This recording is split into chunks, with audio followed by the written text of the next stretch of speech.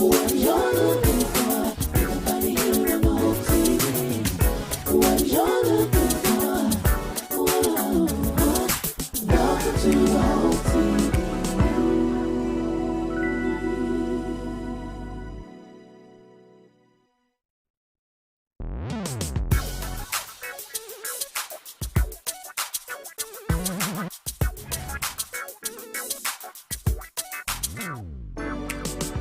What you're looking for, everybody here on the whole TV. What you're looking for,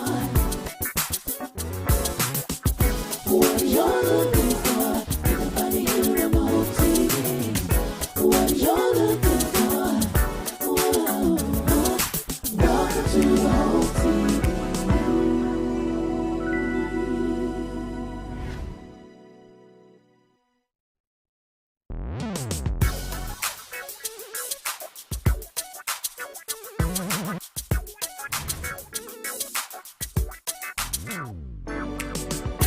What you're looking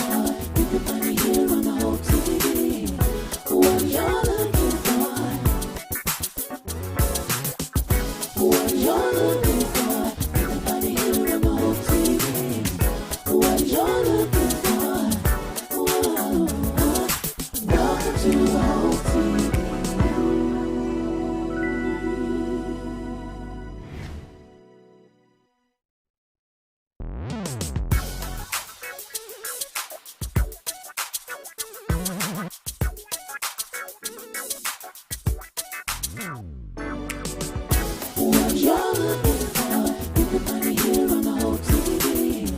What you're looking for, what you're looking for, everybody here on the whole TV.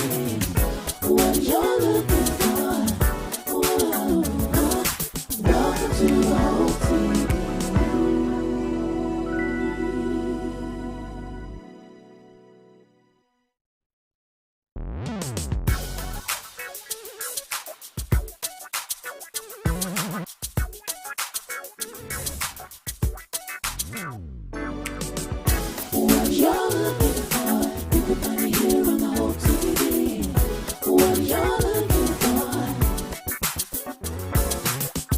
What you're looking for, what you're looking for, everybody here on the whole TV.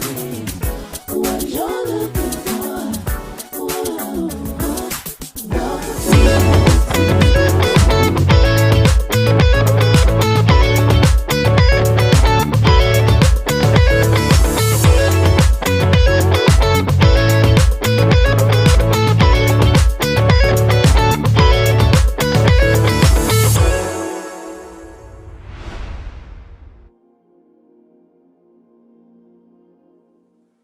Good morning, good morning, good morning. And this is the day that the Lord has made. And let us rejoice and let us be glad in it. It's so good to see you this morning. Man, the comments are already coming in, and I'm so happy that you've tuned in on this Thursday morning to the Hope TV. What a privilege and what a unique honor it is to have this opportunity to share with you in this space.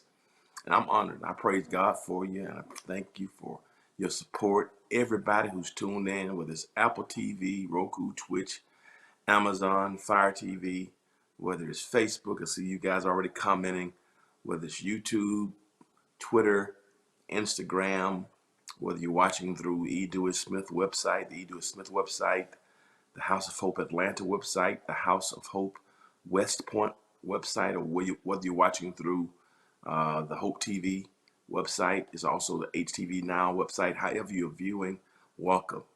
Good to see you this morning, Ruby Wilson from Chattanooga. And if you're watching through a platform that will let you send us a link to let us know, or send us a message to let us know how you're viewing, drop me a line like Ruby just did, like Brian just spoke. Good morning. Say it back to us. Don't be rude. Say it back. Good morning. Somebody speaks to you. I'm from the South. You say it back. And so good morning, Brian Ward. God bless you. And I'm so thankful that you're here, and I appreciate you for being a part. Everybody who's here, just God blessings to you. And drop us a line. Let us know the city and the state and the country from whence you're viewing. It means the world to us.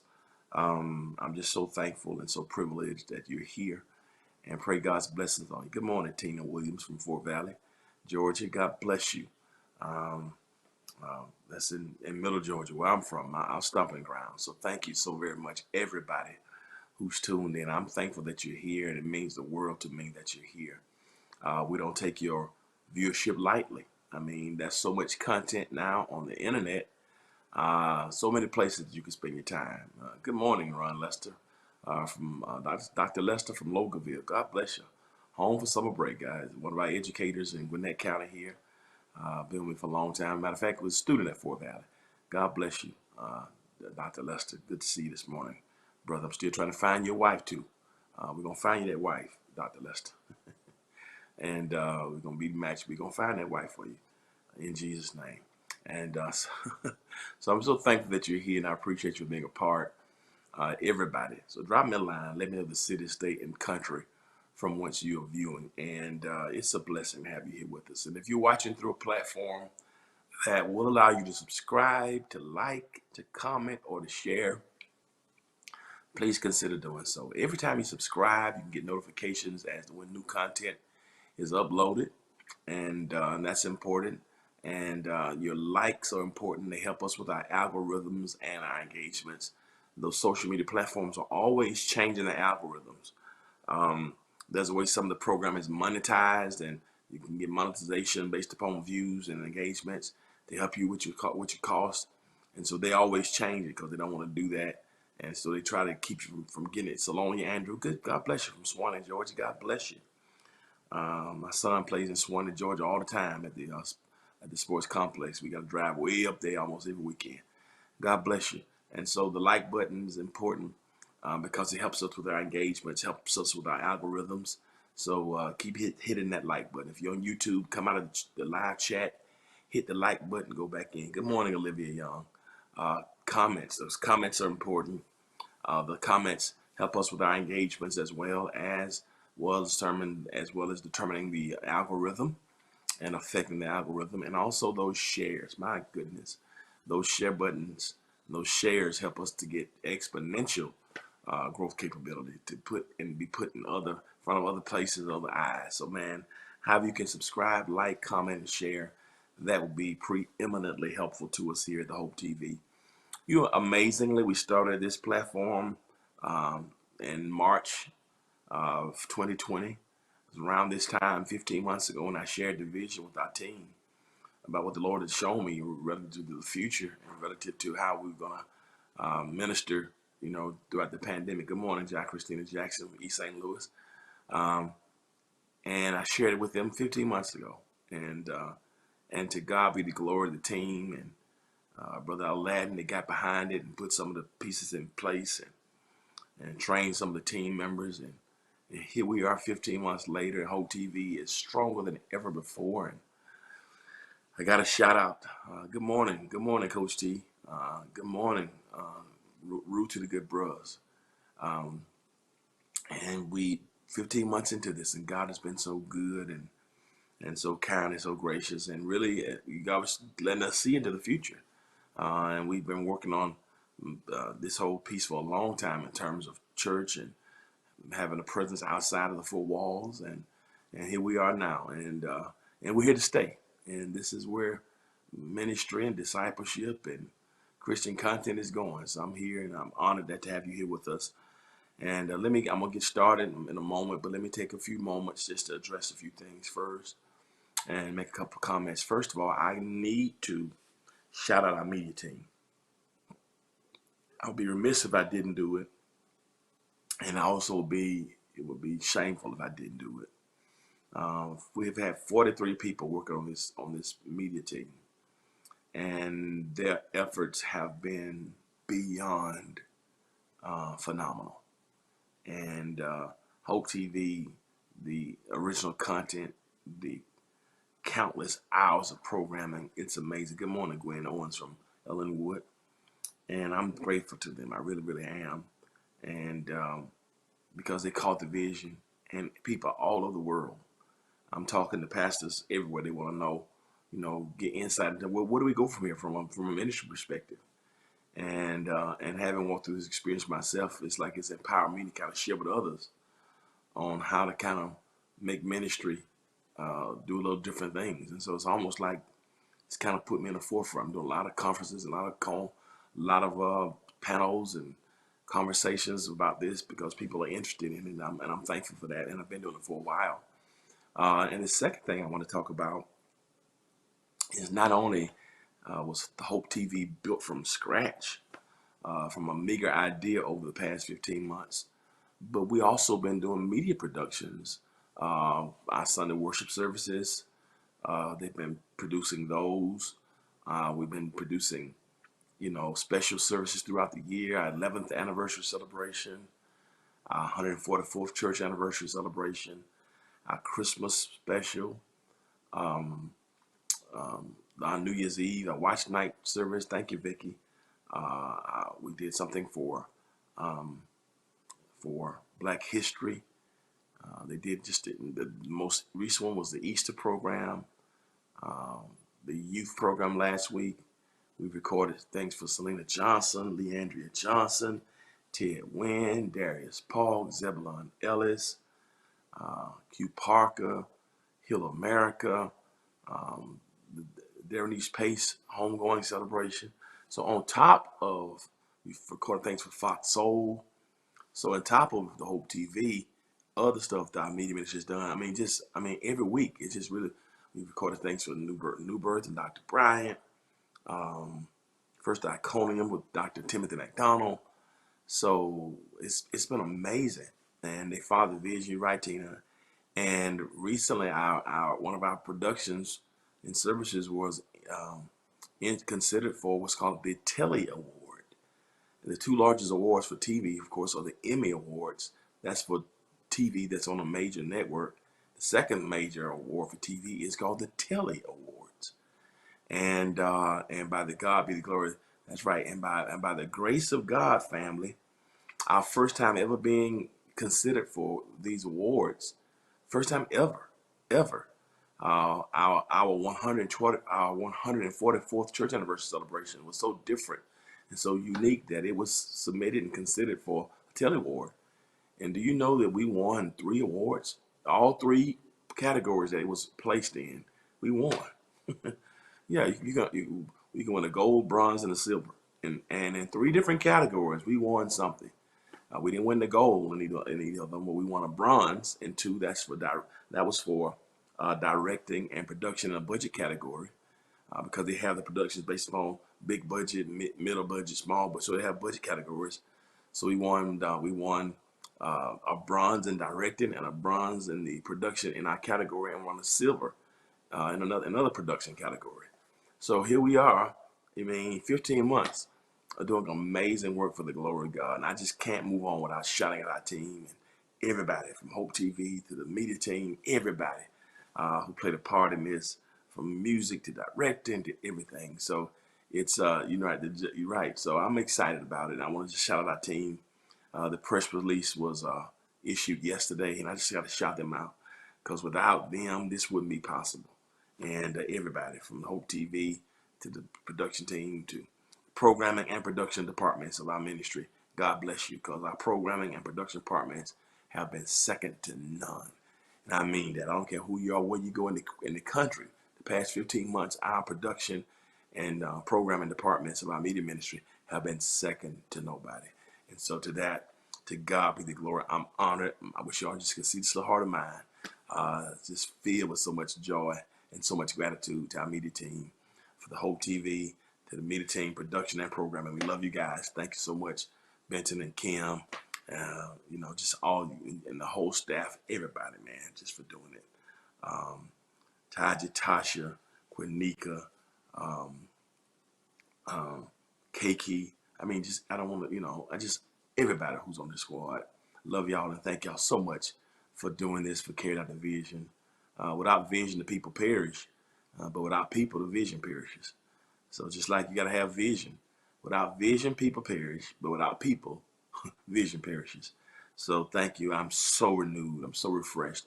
I feel like I got a second win. So God bless you for that. And on top of that, our, we also release music during this season. God's like, what would you do if you had time? What are some things that have been in your heart and your spirit and your vision that you haven't done? Because one of the things that has been killing me, I don't mean that literally, I hate to use that word, but it's been affecting me and bothering me. And the Lord's like, the question that you got to ask yourself is, a lot of things that you're doing, did I tell you to do them? What did I give you vision to do? And at the end of the day, here's a question. If it's not in your vision, then why is it on your calendar? I'm gonna say it again. If it's not in your vision, why is it not on your calendar? And so I had to look and see, what did God give me as a vision? And do you know the things that I've been in there, haven't walked in, the things that we pushed out there? So everything we've been trying to do the past 15 months, all of it's been vision based. And God is just honoring it and blessing it. And my mom would always tell me, and I never understood when I was a boy, she would say, everything you touch, if you put your hands on it, God's going to bless it. She said, whatever you touch. My mom would always tell me that. From the time I was 14, 15 till the time I was grown and she left, she would always say this. She said, when you put your hands on something, God's going to make sure it's blessed. And I didn't get that as a boy. But she would always say that, always say that, always say that. And I'm so thankful that I'm hearing what she meant. And when God gives it to you, put your hands on it. So to God be the glory for them. And then we also, thank you. You saw my interview. We also released music, started our label, and we in our record label in March, and we released 2 musical projects since March, 2 singles. Both of them have hit Billboard. My single now is coming on down. I think we're nearing the top 40. So it's called Your Presence is a Gift. It's amazing. Picking up all of the nation. Was added on XM Radio, Kirk Franklin's Praise, and they added it, so it's in the rotation there, man. Program managers are calling me from everywhere. So I'm to God be the glory. So keep us lifted. Your Presence is a Gift. And also the other single of our artist that we signed, Pastor Courtney Franklin, we made it. Climbing the charts as well, getting added all over the country as well. So both singles are doing well. Both have made the Billboard's most added list already. And we're talking about just in 3 months, guys. So a brand new label that's 3 months old.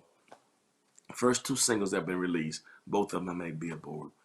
You can't tell me there's nobody but God. So on top of the media pieces, the music piece that's been in my heart is all coming to fruition. So did I say to God be the glory. So thank you for your support.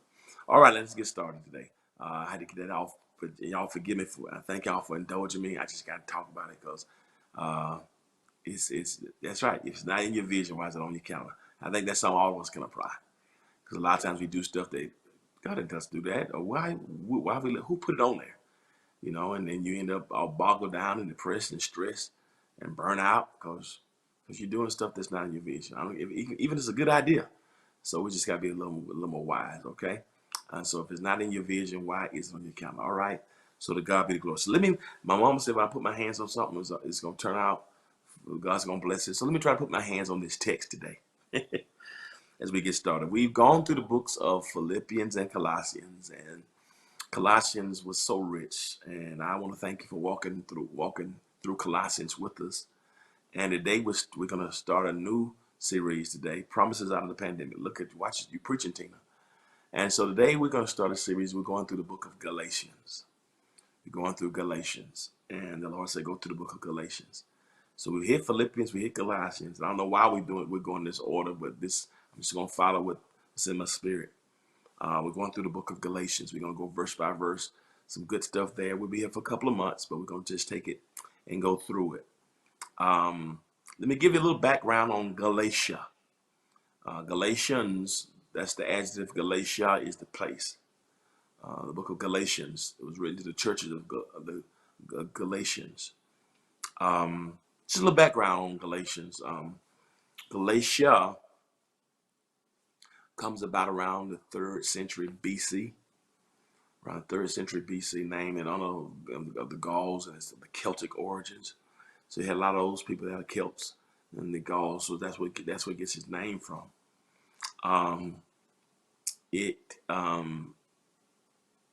Galatia is, we would call it present day Turkey. It's modern day Turkey. We want to keep it relative to our context. So it's modern day Turkey. What they call Galatia, we call that area Turkey. Paul would visit the regions of like Pamphylia, Lystra, and Derbe, um, Bithynia. Bithynia is these some of the bordering territories. When you read the book of Acts, around that 16th chapter, you see, Paul would visit Bithynia, and he'd go to Lystra and Derbe and Iconium. These were some kind of corresponding territories to Galatia, Cappadocia, but Lystra, Iconium, Derbe, Bithynia, Pontus. These areas were kind of in proximity. So when you read some certain scriptures in Acts, I go through some of them on Tuesday, but it just kind of give you the region of where it is, so you can kind of envision it in your mind when it talks about Galatia. So around the third century comes along under the Gauls. It's Celtic origins and culture is there. Um, it's modern day Turkey, and so Paul writes to address them because he would visit them. There's several kind of possibilities, several different views as to when he wrote to them. You have like a northern Galatian view, which says he wrote after he left. Another view, the southern Galatian view, says he wrote them as he was on his way coming there. So different views as to when it was written. It's dated anywhere between 40, 50, or 60 AD. Probably one of his earlier writings, Galatia, the book of Galatians. And so he did visit that area, and we have biblical evidence. So it's modern day Turkey. Yeah, great. Thank you so much, Tina.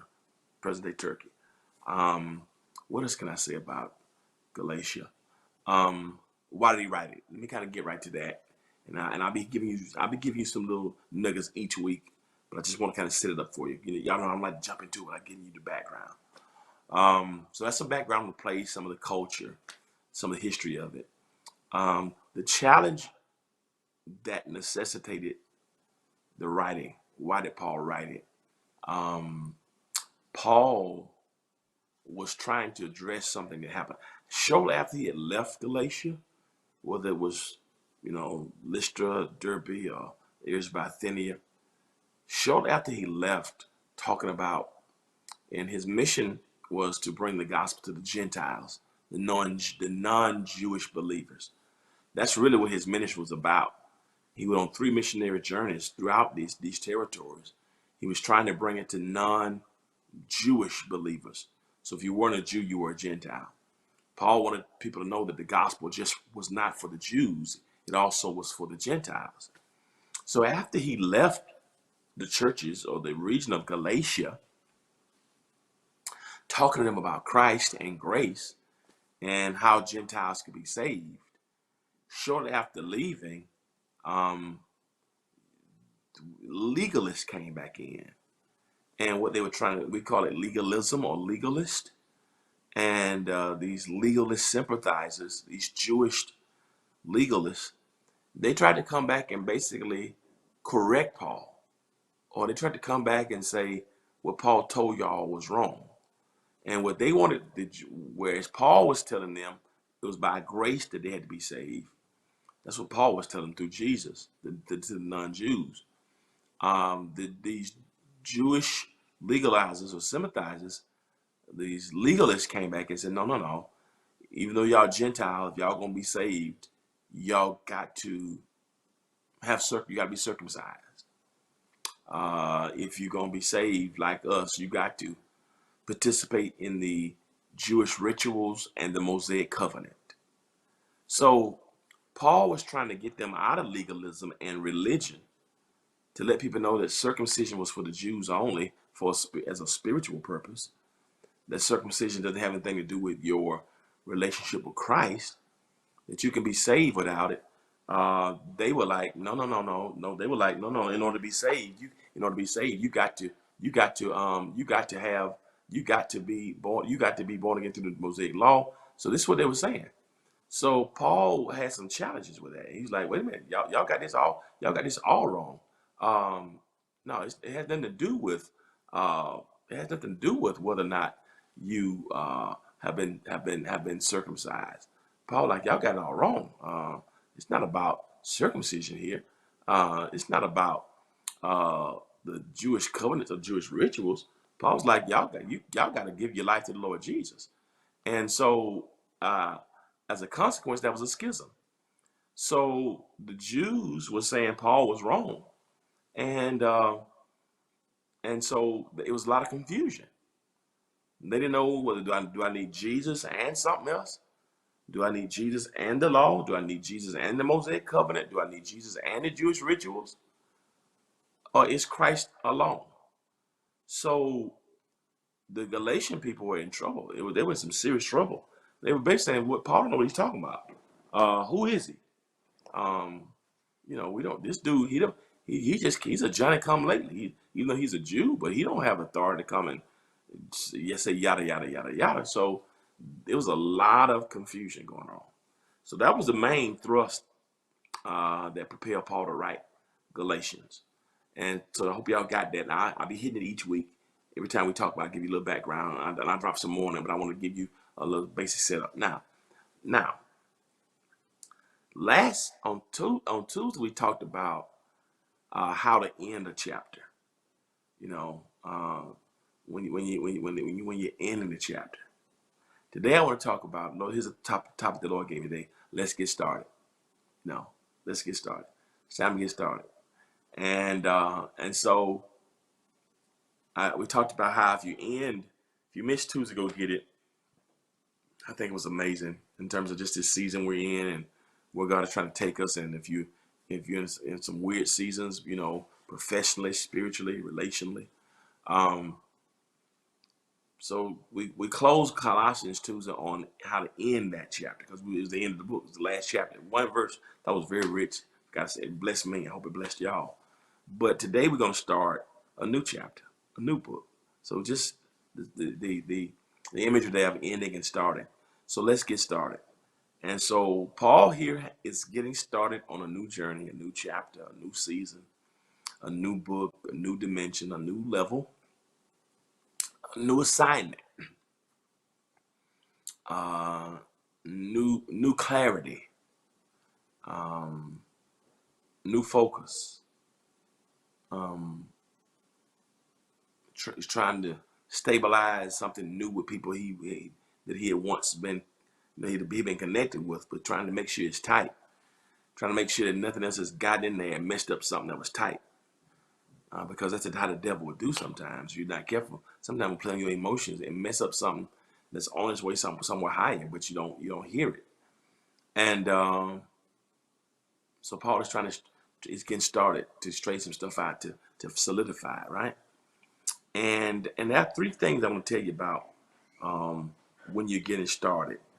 When you're trying to start a new chapter, three things that are very, very important. I want to hit it for you quick. And the first thing is when you get put the scripture up there for me. I'm just going to do one passage today. It's just too much. I can't rush through it. The NIV says, Paul, an apostle sent not from men, nor by man, but by Jesus Christ and God the Father, who raised him from the dead. That's it. That's all I can deal with today. It's a new chapter. He closed Colossians out with favor. He's going to start this chapter with favor. But as he gets started, it was the sentiments of this verse for me convey something. That's what you thank you. The sentiments of this chapter, of this verse rather, I think can be applied to every area of life. That when God has you on assignment, when God's giving you a task or a charge or responsibility, doing something new, something fresh, when God is taking you somewhere. As you get started,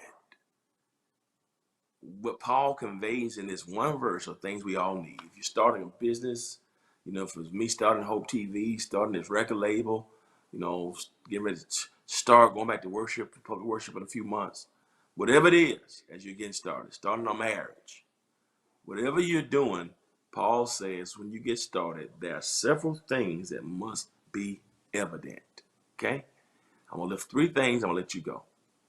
All right? As Paul starts this new journey with the Galatians and trying to straighten out these Judaizers, these legalizers, The first thing you got to have when you get started is awareness of your person, awareness of your own personhood, awareness of your person.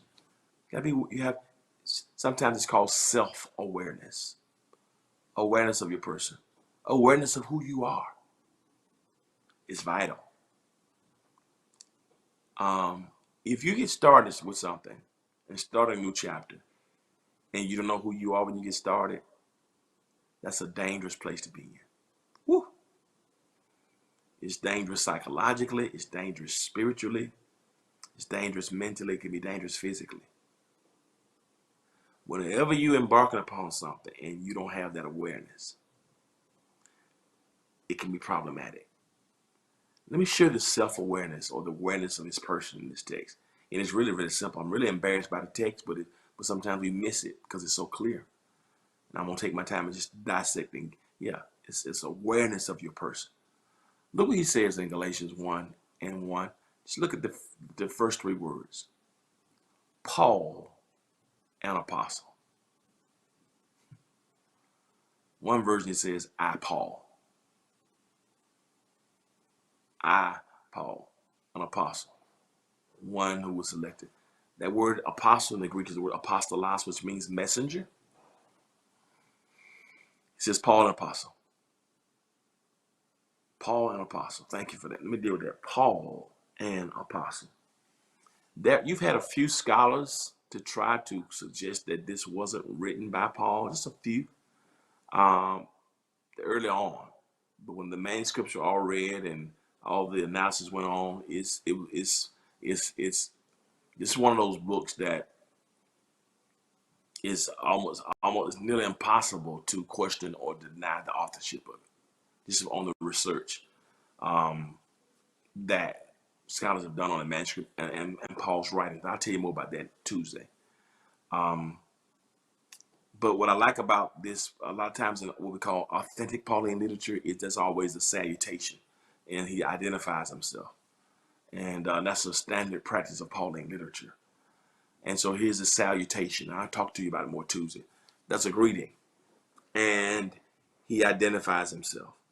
And that's what you see in authentic Pauline literature versus Deutero-Pauline literature. And so he says, Paul, an apostle. Now, this is important to know because often Paul's apostleship was regularly questioned. I mean, and he talked about it. In several books, he had to defend his own apostleship. I'll talk more about that throughout this whole thing. So Paul is really writing on the back burner of knowing that many question who he is. Where you come from. We know where you came from. And Paul in 1 Timothy talks about, he says in that 12 through 17 verse, hey, I was a persecutor, I was injurious, he said, I was a blasphemer. He said, but I did it all ignorantly. So Paul even acknowledges what they acknowledge, that they acknowledge his past. He's the main one who helped persecute the church in the book of Acts. And yet in Acts 7 and Acts chapter 8, but how in Acts chapter 9 his life was transformed. But even though his life got transformed in Acts chapter 9, people never let go of Acts chapter 7 and Acts chapter 8. And isn't that amazing about people? No matter how many chapters you have after Acts chapter 9, no matter how many books you write after Acts chapter 9, no matter how many places you visit, no matter how many books you write, no matter how many times you preach after Acts chapter 9, there are some people who only remember your Acts chapter 7 and your Acts chapter 8. And it's something, I don't know if it's something about the nature, the tendency of human beings. I don't know if sometimes people feel good about themselves. And what people do sometimes is they don't like themselves. They don't like your life. They don't like themselves. So in order to make them feel better about themselves, they find the ability to put blight on somebody else. But listen, unscrewing somebody else's light bulb would never make yours shine brighter. I said again, unscrewing somebody else's light bulb will never make your light bulb shine brighter. And so Paul for the majority of his ministry, had to always defend who he was. How you weren't even with Jesus. How you an apostle? So that was always the case. But what I love about Paul is Paul was clear on people believe that others can change because they're not. That's a good point. They don't believe it. What I love about Paul is he did not allow the doubts or the questions and the side eyes of other folk. You know, they said that's what they say now. It's young people, I'm gonna give you a side eye. You know, like really. Paul was often side eyed in the first century, but he did not allow the side eye of others to make him take his eye off the omnipotent. That'll preach. That's a T-shirt. He didn't let the side eye of others make him take his eyes off of the omnipotent. He kept his eyes on the omnipotent even when he was side-eyed by others. And what I love about it is he's so clear on who he is. He's so clear on who he is. He knows who he is. There's awareness. And here's why. Paul knew when he stepped into a room, he brought value. You better know that, because some people will make you think that you don't bring, I know when I come, I know I want to bring joy and energy. I know when I step into a place, I know if I step into a ministry, God sent me there to make a difference. I know my job is to build, uproot, to pluck out, to tear down, to give hope. I know that. And just because somebody says they don't like me or they don't like my ministry, I'm not their cup of tea. If just because somebody may not approve of my ministry or like my ministry, their disapproval of my ministry, or their dislike or lack of appreciation for my ministry doesn't change my ministry.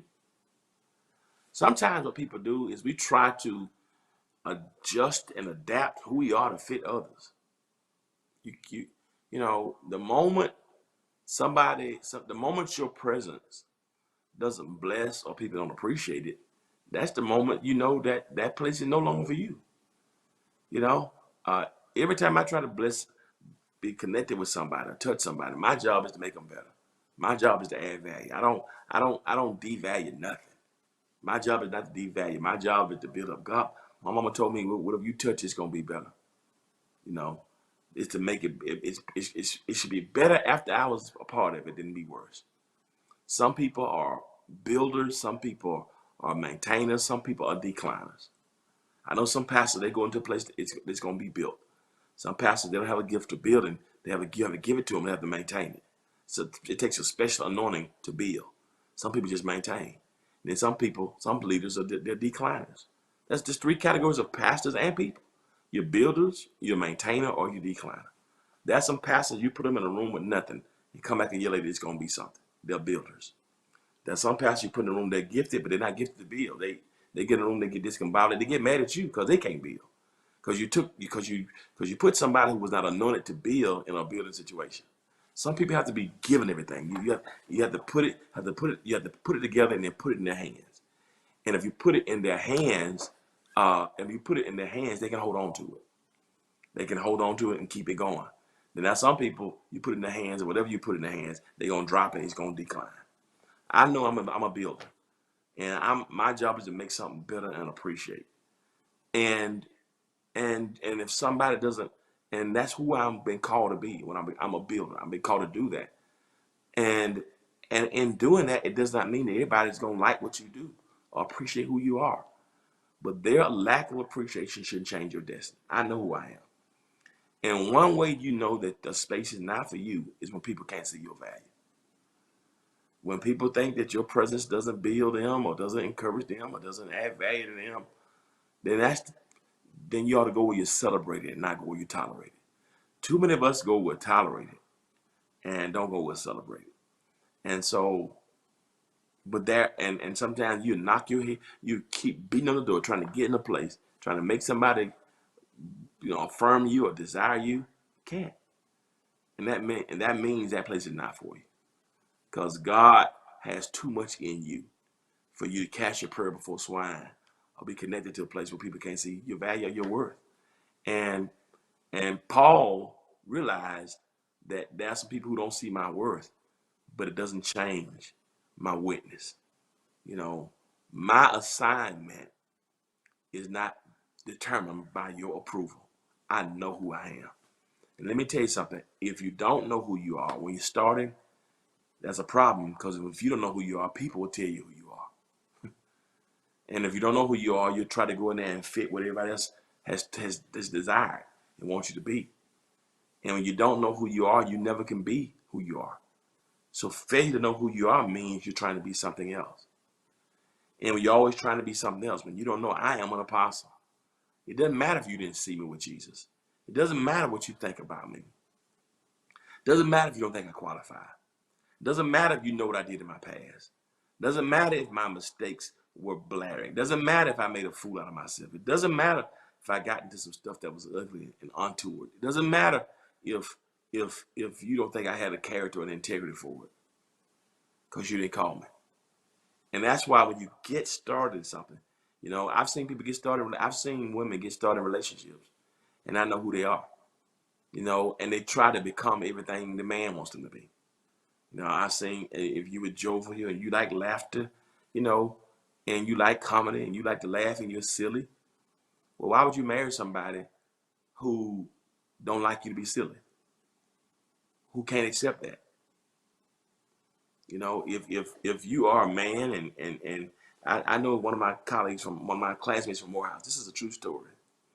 He met a girl and he liked her, and she didn't eat.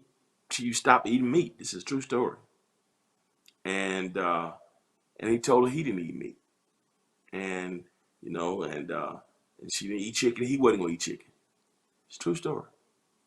And he married her, and up until about 5 years, they've been married, shoot, right at 20 years probably. And up until I know about 5 years ago, like 4 years ago, do you know he was still eating chicken wings? It's a true story. So, but he would never eat them in her presence. And be eating chicken wings, she would kill him. She knew I was doing it. How, what it, I, if she can't handle you eating chicken wings, this is true. This is a true story. If you married to a woman and can't tell the truth about eating chicken wings, what in the Gehenna? That means she don't accept you. You're not even being you. So if you lie about chicken wings, what won't you lie about? How can you have that kind of pressure? This is a true story. And so I just think your credentials and your qualifications and that self-awareness, when you get started, know who you are. Know Abraham Maslow, in his Maslow has this thing called hierarchy of needs, and he says Maslow's old. Some of y'all took psychology and as a major. Maslow says that we have this need for approval, of belonging, affirmation. Abraham Maslow, check him out. He was a great psychologist. That we have this human need for affirmation, and people will do anything because we love being affirmed. But when the need for affirmation becomes greater than self-awareness of who you are without affirmation, affirmation should encourage you. Affirmation should lift you. Affirmation should say continue. Affirmation should never be an identifier of who you are. The affirmation or the lack thereof has nothing to do with awareness. Awareness has to come before affirmation, because if you're led more by affirmation than awareness, you're doomed already. You're never gonna finish. It's not gonna work, because the need for affirmation is greater than your awareness. But when you have awareness, even though you can desire affirmation, you can make it if you ain't got it. Woo! Because you know, ultimately, all you want to hear him say one day is, well done, thy good and faithful servant. But when the drive for affirmation becomes greater than the awareness of your own person, And that's why I love Paul, because Paul is clear here. I know who I am, regardless of what y'all say about me. And I am who Marvin Sapp wrote a song once. He saw the best in me when everyone else around me can only see the worst in me. So knowing who you are. So when you get started today in this new chapter, this new season, you better know who you are. As we go back to church, I know, the confidence. Even this music thing, I was like, oh, can I do this? And God's, who are you? How are you talking? And that's not, and that's it's the difference between being aware and being arrogant. You don't boast in yourself. The psalmist says, my soul shall make her boast in the Lord. The humble shall hear thereof. So you can boast in the Lord. When you know who you are and know who God is, and God's giving you an assignment, you can walk in boldness. Not arrogance, not conceit, not cockiness, but in boldness. You come to the throne boldly. He said, let us come to the throne boldly to obtain mercy and find grace to help in our time of need. That's Hebrews 4, 15 and 16. So I can go to God boldly. Not only can I go to God boldly in confidence, I can carry out my assignment boldly when I know who I am. Paul said, I am an apostle. I'm no longer a blasphemer. I'm no longer a persecutor. I'm no longer injurious. I know who I am. And wherever I go, I'm gonna be an apostle. I'm gonna bring hope. I'm gonna lift places. And that thing blessed me because I needed to hear that in this season. When you go to a place and your presence doesn't affirm or lift anymore, then you know at that moment that place is not for you. Don't be anywhere that you're not desired. Don't be anywhere where you're not celebrated. If you just tolerate it, don't be there.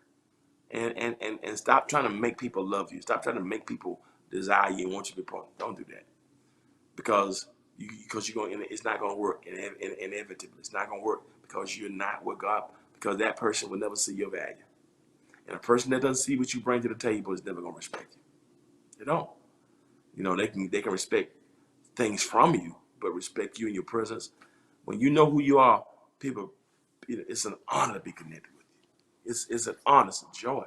And Paul knew that. I know who I am. I'm not going to let your lack of let your lack of approval or affirmation make me no longer become self-aware. He has awareness of his person. Point two, we move on. So not only are you going to get started, it was cleansing that way. It was cleansing in that way. Oh, God, I know who I am. So when you have the awareness of your person, as you get started this new chapter where God is calling you, the second thing I want you to have as you get started, don't force this, is acknowledgement of the role of people. Acknowledgement of the role of people. Acknowledgement of the role of people. What role do people play in this new season, in this new chapter? What role do people play in this? I know who I am. I'm aware. I'm an apostle. I'm here to build. I'm here to add value. I'm here to help others go higher. I'm here to appreciate my surroundings and my society.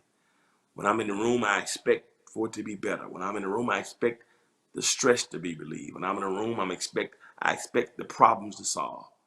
When I'm in a room, I expect things to get better. When I'm in a room, I expect it to get brighter. That doesn't mean it's perfect. When I show up, things should get better. When I show up, people should be happy.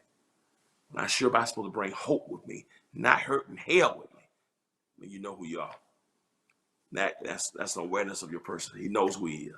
Doesn't need that. But then when you get started, not only awareness of the person, but acknowledgement of the role of people. Put the scripture up there. I'm almost finished. He acknowledges the role of people. I'm almost finished.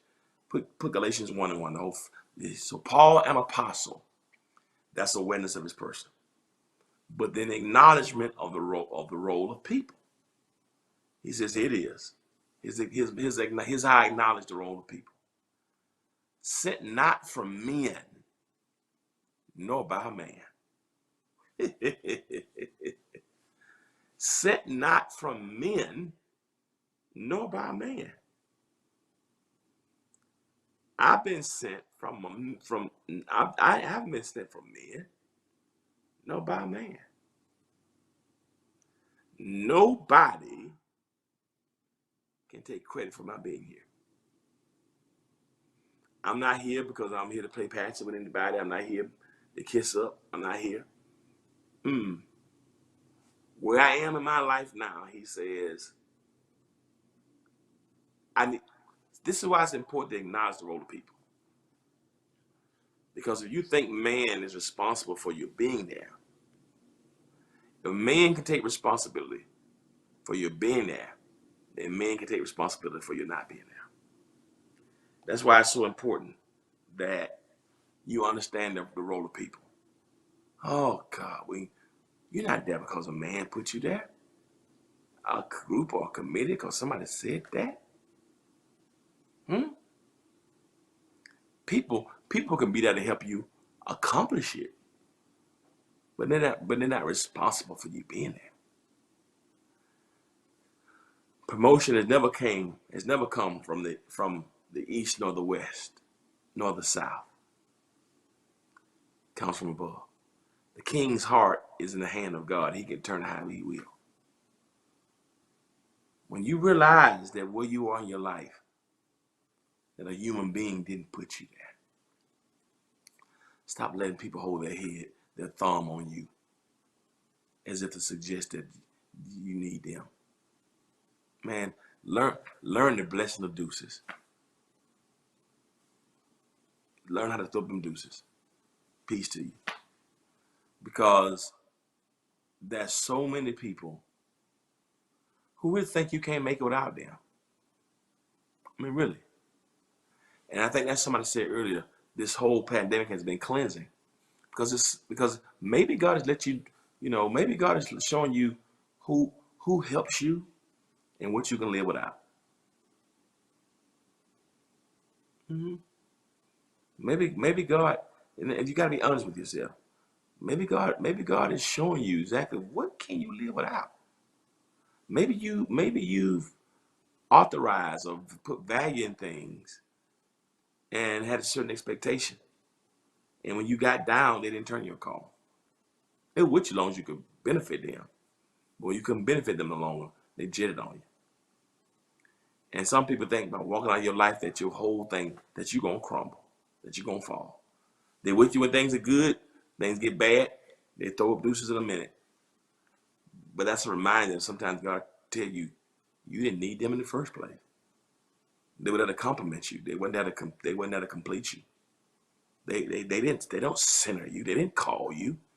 Your commitment or qualification didn't come from them. So you can appreciate people. Nothing wrong with appreciating people, but you don't put them in a place of adoration. They're there to compliment. You did not get where you are because of a person. A person takes responsibility for your call, then they take responsibility for how you're going to continue. Not by man. Not by man. That's so important too for people who feel like I can't be if I ain't got a man in my life. Or I ain't got a woman in my life. Paul says, I know who I am, and that has nothing to do with another man or another woman. I want to talk to all the single people for a reason. Never lose sight of yourself based upon who's in your life. Paul says, I'm good, I know who I am, and a man didn't help me determine that. Because if he helps me to determine that when he comes in my life, then I may lose it when he leaves my life. So that'll compliment you, but you're calling and you're centered in who you are. They can't appreciate you and help you go higher. Are you listening to me here? They can appreciate and help you call it, but they can't dictate it. I just said something.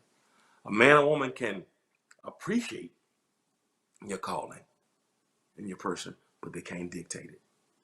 Stop letting people dictate who you are. They can appreciate it, they can bring value, they can take it higher, but they can't dictate it. Paul says, I'm good, I know who I am, and that ain't based on no other man or no other group. I'm good, I know who I am. Young lady, you are a queen. And your queendom, your queenship is not based on if the king is there right now. You're going to be a queen regardless of whether he comes in your life or not. What do you think you are? That you don't become a queen unless you got him? So he makes you a queen and you're no longer a queen once he leaves? Nah. The Queen of England is still the queen and she's not even married.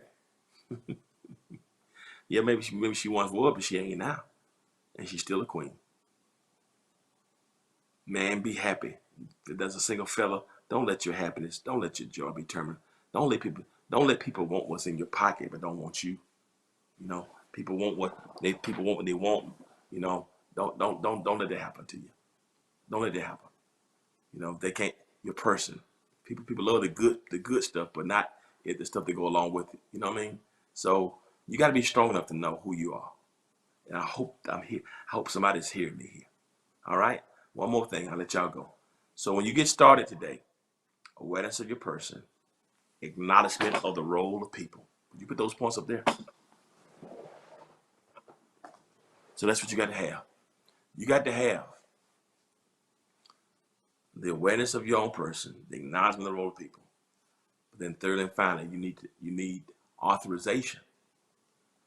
And that's a very, very key point. Authorization of your purpose.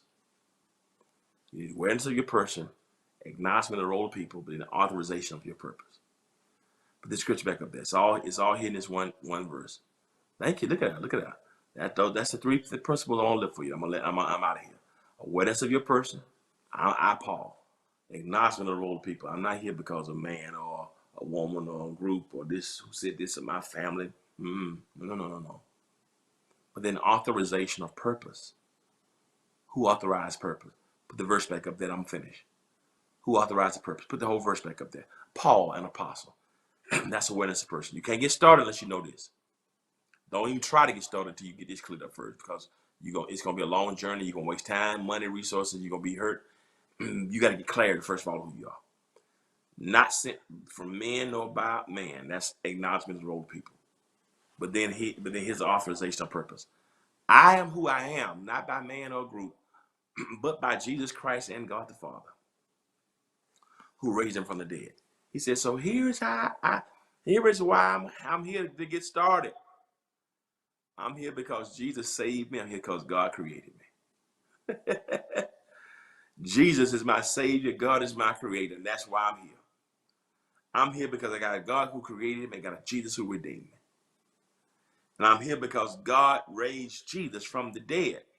That's my purpose. And I realize that the moments I may feel dead and maybe I may feel down, the same God who raised Jesus. My purpose has been authorized by God, my creator, and by Jesus, my redeemer.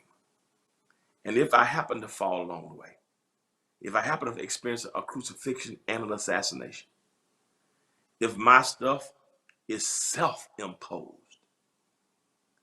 even if I bring pitiful mess in my own life, I didn't authorize my purpose. So if I didn't authorize my purpose, I can't euthanize my purpose. If I didn't authorize my purpose, I can't euthanize it. That means I can't kill it. He didn't have begun a good work in me. And that's what I want you to realize this. And I like that last clause, who raised him from the dead. That's so important, because sometimes you're getting started, you're going to fall. People make you fall. You may cry, but the tears should make you forget who you are. And when you experience those crucifixion and assassination moments, God knows I've had everything happen. I've had so many assassination attempts all the time by people closest to you. Your enemy can't get close enough to you to hurt you. Most of the time that was attacked is somebody who's close to you, and a lot of times with pastors, there's another preacher involved. Oh, I had so many assassination attempts. But I'm telling you, but when God is with you, since you didn't authorize your purpose, you can't euthanize it. You know, when a dog is sick, they can take him to be euthanized. That means a good death. You're going to put the dog to death. That's what euthanasia is. It's called good death. Eu meaning good. Thanatos meaning death. Euthanatos in Greek. We call it euthanasia. Euthanize. You euthanize a dog, that means you kill him. You euthanize a horse, that means you give him a good death. He's been sick, going to kill him. Listen, you didn't authorize your purpose, so you can't euthanize it. You can't kill it, because all things work together for good to them that love God and to those who are called according to his purpose. And that's why you got to go with that declaration. Jesus has been with me. An authorization from God. You got it. If he gave you your purpose, you can do it. Once you get your authorization and your clarity from him, You go forth and you don't stop. I hope y'all got this. Let's get started. We can get started. Time to start a new chapter. It's time to start a new business. It's time to start a new endeavor in life. Time to reconnect with the things that you may have messed up. You know, don't lose what's been there. Don't lose what is appreciated. But I hope y'all hear me. Don't let your emotions get you so discombobulated that you can't tell what's good and what's bad for you. I ain't say what's perfect for you because ain't nothing perfect. But some stuff is good for you, but you can't see the good because you focus on the bad. Don't omit that. Ask God to show you what you need to pluck out of your life, what do you need to continue. Listen, and when you get awareness of your person, you have the acknowledgement of the role of people, and you get the authorization. When you get awareness of your person, authorization of the role of people, and authorization of your purpose, who called you, who's going to lift you if you get crucified. Once you get that, you're ready to get started. And if God be for you, who can be against you? What you going to get started today? It's June 10th. What you going to start on for the rest of the year? A book? What you get started on? I'm starting on some more songs. What you get started on? What you working on? Where you going? Cleaning the house, fixing the house, training the kid, doing something for the summer with your children. What are you going to what are you going to do? Reconcile a relationship. What is your new chapter for the next 6 months? A financial goal? Okay, I want to have this much money by December 31st. That's a good chapter. Let's get started. A fitness goal? What's your fitness goal? What are you gonna do? What you gonna do with your fitness, your health? You said you would seek therapy. What are you gonna get started on? Awareness of your person, acknowledgement of the role of people, authorization of your purpose. When you have those three things, like Paul did in Galatians 1, now you're ready to take off. You got your foundation, your launching pad. Now, ready, set, go. I appreciate you for tuning in today. You've been watching this episode of Morning Dew. As always, remember this: if you be good to God, then God will be good to you. Till next time, peace. Let's get started. Let's get started in here.